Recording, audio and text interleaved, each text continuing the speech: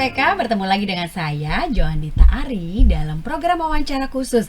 Dan hari ini saya kedatangan tamu dari BPJS Kesehatan Cabang Tangerang. Dua bapak-bapak yang akan memberikan informasi ke kita terkait apa aja sih yang harus diketahui oleh masyarakat tentang BPJS Kesehatan. Udah siap ya Mas-mas? Insya Allah siap. Baik, halo, terima kasih sudah hadir bersama kami di sini, Mas Firman dan juga Mas Restu. Halo, ya Mas ya, Mbak. apa kabar semuanya? Alhamdulillah sehat. Alhamdulillah. Kita langsung aja ya Mas ya. Boleh. Boleh, karena udah banyak yang pengen tahu nih. Iya. Mas, gitu. Baik Mas, mau nanya nih Mas, sebenarnya siapa aja sih peserta JKN yang wajib membayar iuran sendiri? Ini dari Mas-mas berdua siapa yang sendiri. kayaknya udah kepengen banget jawab? Mas Restu kayaknya udah pengen jawab. Silakan Mas Restu. Oh ya, Boleh, sebentar, saya bisa jawab Mas Restu ini beliau adalah staf edukasi penanganan dan pengaduan ya Mas Restu ya. Iya, Oke, betul. silakan Mas Restu. Pas banget Mbak untuk informasi, mungkin mudah-mudahan bisa mengedukasi ya. Informasi ini ya ditanyain sama Mbak Joandita terkait peserta yang wajib membayar iuran sendiri. Iya. Pada intinya semua peserta JKN itu membayar iuran. Jadi kalau sebutannya mungkin di masyarakat ada BPJS yang dibayarin pemerintah atau KIS yang gratis. Jadi pada intinya semuanya membayar iuran, tapi ada masing-masing penanggungnya. Nah, sementara yang peserta yang wajib membayar iuran sendiri itu adalah peserta yang bukan didaftarkan oleh pemerintah, bukan oleh instansi tempat bekerja, bukan termasuk bekerja termasuk di pemerintahan atau swasta. Jadi peserta yang bekerja dengan tanggungan sendiri, maksudnya misalkan pedagang kelontong, peserta yang bukan sebagai pekerja, peserta yang punya usaha sendiri, yang mendaftarkan diri dan anggota keluarganya, yang sering kita sebut sebagai peserta mandiri. Nah, seperti itu.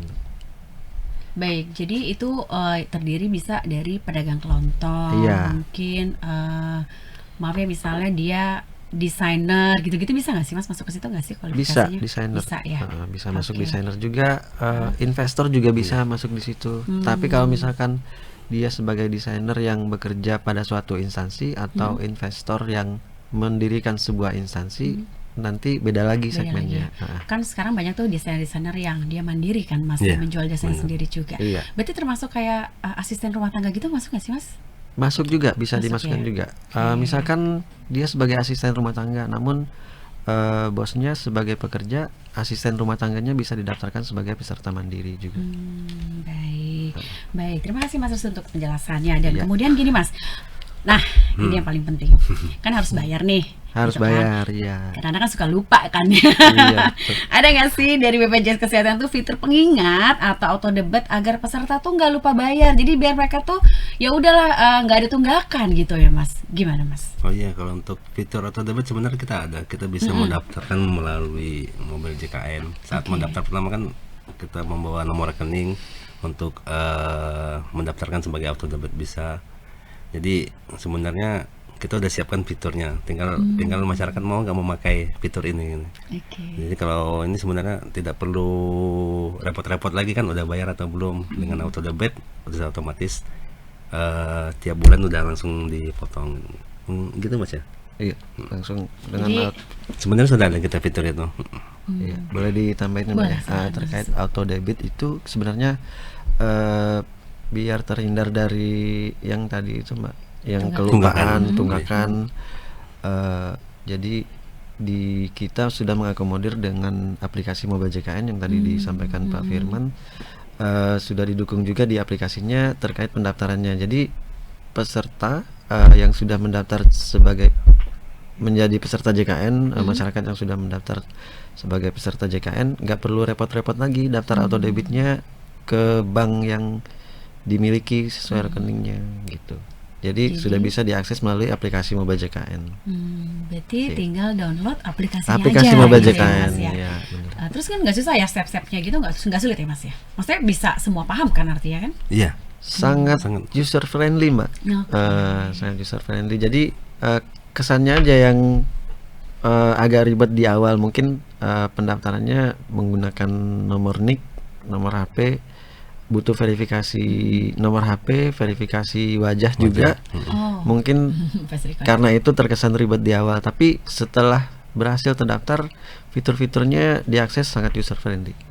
Oke, berarti semuanya dipermudah, Dipermudah. gitu ya Mas Dan ya? jangan lupa Mbak, intinya. jangan lupa yang pertama untuk auto debit ini tiap bulan tuh minimal harus ada saldo. Itu Takutnya penting nanti ya. nanti kan bulan ini tidak ada saldo, begitu mengisi di bulan depannya berkurang langsung 2 bulan komplain gitu kan. Sebenarnya kan 2 bulan cicilan dari bulan sebelumnya langsung otomatis dipotong auto debit. Jadi pastikan saldo juga terisi gitu. Oke, jadi jangan sampai nol sama sekali. Iya, nanti Minus sama aja ya. ditunggakan juga gitu.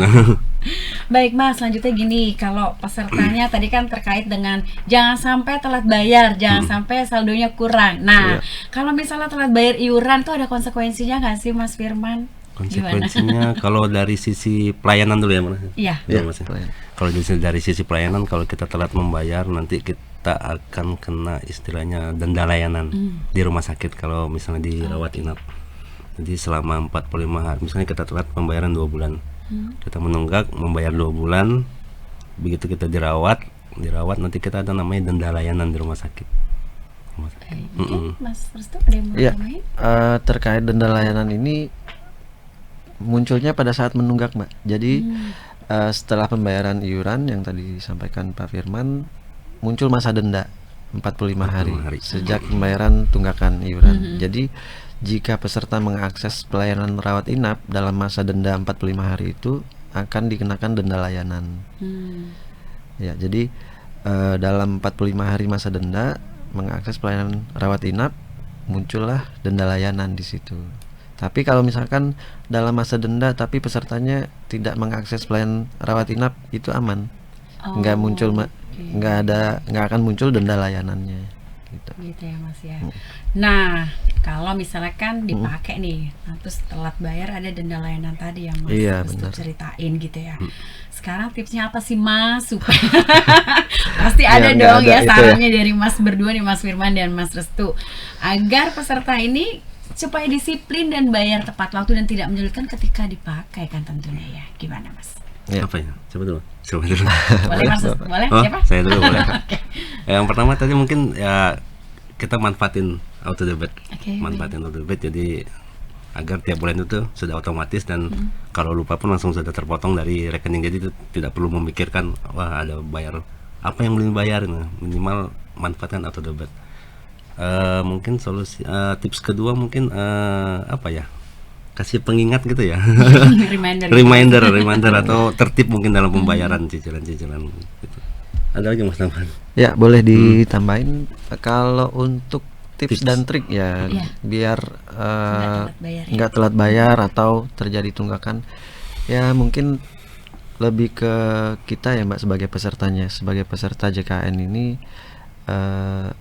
jangan malas baca.